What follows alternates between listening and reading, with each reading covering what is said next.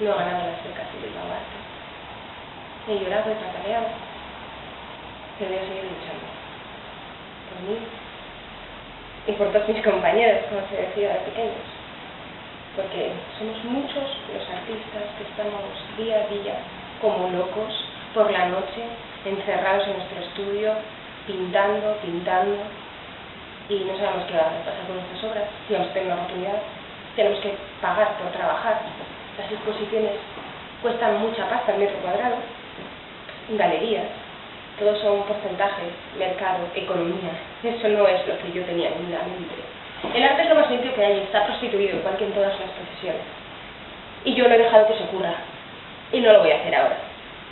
Puede que nadie me apoye, pero tengo el consuelo de que muchos grandes artistas no lo han conseguido y no han sido apoyados en vida. Mi esperanza y mi intención es que así sea, que deje de ocurrir eso, que se valore de verdad el trabajo y el talento. Y cuando nadie te apoya, pues te hace dudar de ti misma, de si tienes realmente ese talento. Y yo voy a seguir, pataleo, lloro, eso es bueno, eso es que estoy viva, eso es que siento las cosas. Pero voy a seguir luchando, esto lo tengo muy claro. Y os voy a mostrar el último, que es que estoy viendo desde aquí, el último autorretrato, que ya lo tengo en mi casa para secar. Y así voy a seguir. Un momentito.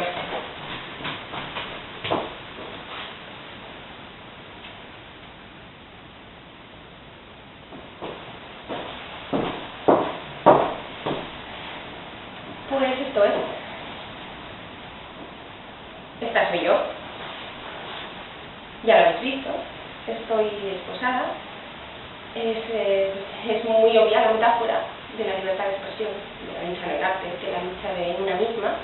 Debajo hay una pintura antigua, de un concurso de pintura rápida, que no me queda bien, de Ibar. Y ahora voy a hacer otro con un concurso de Sondicas que tampoco me gustó el resultado. Entonces se trata de eso, de borrar, de tapar, de reconocer los errores y volver a pintar encima algo mejor.